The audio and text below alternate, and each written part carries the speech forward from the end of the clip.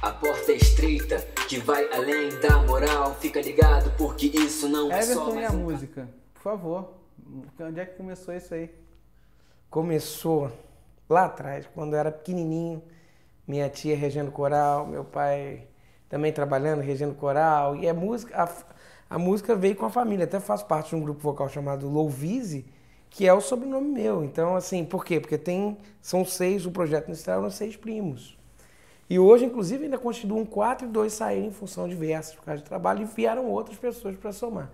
Sexteto Louvise, por quê? Porque a gente se juntou para cantar num final de ano, lá no Natal. A gente fez uma surpresa para minha tia, e depois dali tinha um amigo que começou a chamar, e a gente, ali, de uma certa forma, nesse momento, que eu entendi, começou a se esboçar uma consciência de chamado, não que veio um anjo purpurinado, beiçudo, e falou comigo, olha só, tá aí, esse é o seu... Muito pelo contrário. Foi algo mais consciente mesmo, assim. Eu lembro que teve uma época que eu vivi longe dos meus pais, e eu fui estudar em outro lugar, e fui eu e meu irmão, e num lugar onde eu não conhecia a língua, não conhecia as pessoas. Eu tinha 12 anos, meu irmão tinha 13. Uma coisa assim, eu tinha 13, meu irmão tinha 14. Sim. Meu irmão é um ano mais velho que eu. E foi ali, naquele momento, que eu me vi sem ninguém, me vi sobre as diversidades da vida, que não são nem tantas, mas para um garoto de 13 anos eram adversidades. E aquilo, de uma certa forma, me aproximou de Deus. E eu entendi que eu tinha que entregar plenamente a minha vida para Ele, através de alguma coisa. Agora a gente não vai sabendo, né? Aquele papo de Abraão, vai para a terra onde eu vou te mandar. E a gente vai no meio do caminho se esboçando, né? Assim, Mateus 6,34 fala assim, não, mas basta cada dia o seu mal, aquela coisa. E eu acho que é interessante, assim, porque a gente... Isso dá um senso de dependência do Senhor, sabe? Essa coisa do... Não, amanhã Sim. O Senhor vai direcionar e tudo mais. Essa questão da fé, não uma fé etérea, mas uma fé consciente, que a gente tem que construir a nossa história. E aquele momento foi um momento marcado, assim, por uma filmada, um chamado no seguinte sentido, eu quero viver para o Senhor. Agora, e aí foi uma questão lógica. A minha família é família de músicos, então eu falei, poxa, se é assim que Deus me usa, que eu entendo que posso ser usado, eu quero fazer prosperar o meu talento.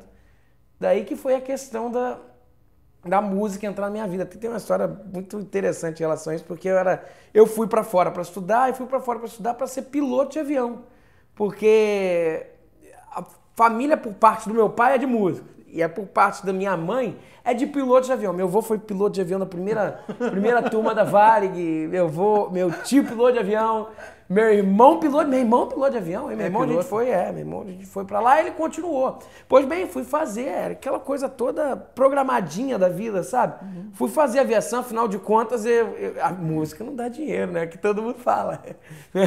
Daí meu avô falou, não, meu neto, você faz aqui, a gente não sei o que, fui eu, fiz todas as carteiras, tirei tudo, não sei o que e tal. Pois no meio do caminho aconteceu isso. Quando estava fora, eu falei, caramba, será? Tirei tudo até que um determinado momento, quando já estava de volta aqui agora com os meus pais, em determinado momento, eu entendi direcionamento do Senhor, que eu devia ser integral na obra do Senhor. Fui falar com a minha mãe. Minha mãe estava deitada, me lembro como se fosse hoje minha mãe deitada, assistindo televisão. Minha mãe é uma doce pessoa, sabe? Linda, assim, linda por dentro e por fora. E fui falar, mãe, eu tenho um negócio para falar para você. Mãe, eu vou fazer faculdade de música. Daí a minha mãe nunca diz não, assim. Claro. Meu filho, maravilhoso, você pode conciliar os dois, aviação e música, vai dar tudo certo. Eu falei, mãe, você não tá entendendo. Eu falei, você não tá entendendo. Daí eu tive que pegar um pouquinho mais baixo com ela, confesso, peguei um pouquinho mais baixo. Falei assim, mãe, o negócio é o seguinte... Quando eu nasci, a primeira vez que eu fui para um evento formal, quando eu nasci, você me levou para onde? Eu te levei para a igreja. E o que você fez lá quando chegou lá na igreja? Falou, eu te dei para o pastor. E o que você fez, mãe? Eu orei. Qual foi a sua oração? Ela falou, que Deus fizesse o que Ele quisesse de você. Daí eu falei, pois bem, mãe, Deus ouviu suas orações. Que bom, que bom. Mas aí foi um momento, daí ela começou com o olho mareado e tal, falou assim, meu filho, se Deus te chamou, ele vai te capacitar. Aí fui ingressar no estudo mesmo de música, daí passei pra Unirio. Quantos anos? Com quantos anos você... Eu passei para Unirio, tinha 18 anos. Sim, você começou no grupo com 13, né? Com 13, mas é aquela coisa, a demanda me fez escolher, tomar opções. Você quis se aprofundar mais. Exato, porque eu via, a gente gostava muito de um grupo chamado Take Six, que é um grupo vocal e tal. Aí a gente queria gravar o nosso CD, aquela coisa toda de primeiro, não sei o quê. Daí o povo licenciado que tinha direitos autorais sobre a música dele, a gente tinha algumas músicas dele e falou, vamos gravar no CD. Só que o povo, que era o pessoal da editora chamado Warner Chappell, que é da Warner, daí ele chegou a Warner e falou assim, olha, se abstenham dessas músicas. Isso foi ótimo pra mim, porque eu tive que tomar uma decisão. Eu falei, a gente precisa fazer. Mas aí eu precisava de conhecimento de arranjo. Sim. Então, antes de passar por arranjo, tinha que saber de harmonia, tinha que saber de percepção, aquela coisa toda. Eu falei, bom, pois bem, se eu almejo esse tipo de coisa, por que não me aprofundar e correr atrás? Isso. Foi aí que resolvi fazer a Unirio, que eles disponibilizam um curso de MPB com vertente em arranjo lá. A porta é estreita, que vai além da moral. A teologia, eu costumo dizer que ela entrou porque eu me senti um pássaro com uma asa só. Uma asa que teoricamente desenvolvi, porque eu fui para academia, mas claro que isso não quer dizer absolutamente nada. Mas me senti um pouco desenvolvido, mas na teologia me sentia mirrado. E lógico, levando em consideração que eu entendi muito bem que a música era uma ferramenta para a sinalização do reino de Deus. Então, se eu queria sinalizar o reino de Deus, como que eu ia, de uma certa forma, ter um meio pelo qual desenvolvido, mas com que flui pelo meio, que seria a teologia, ou seja, que levaria o reino sinalizado, que sinalizaria o reino, se isso fosse, de uma certa forma, insapiente. Bancários é um bairro lá da igreja da Ilha do Governador, um subbairro, que é a ilha que é um bairro, né? Tem uma comunidade de ajuntamento sem terra lá.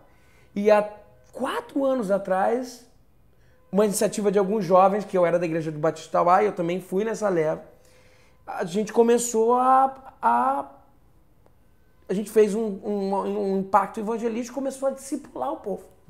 O pastor José Valando, pai, deu todo o suporte pra gente. Fui eu, o meu irmão e um amigo meu chamado Márcio, e que inclusive ele é hoje pastor da PIB do Rio, pastor Márcio Capelli. E pastor de jovens lá. Daí a gente foi para dentro dessa comunidade e começou a discipular aquele povo, e dali surgiu a Igreja Batista nos Bancários, que é a igreja que faço parte hoje. E eu via, o grande lance, por que a gente começou essa conversa, eu via... Da teologia, né? Eu vi que eu precisava... pastorear aquele povo de forma eficaz, não mas pastorear como andar junto, estar junto, de uma certa forma abrir janelas, apontar para horizontes que sinalizassem quem Deus era.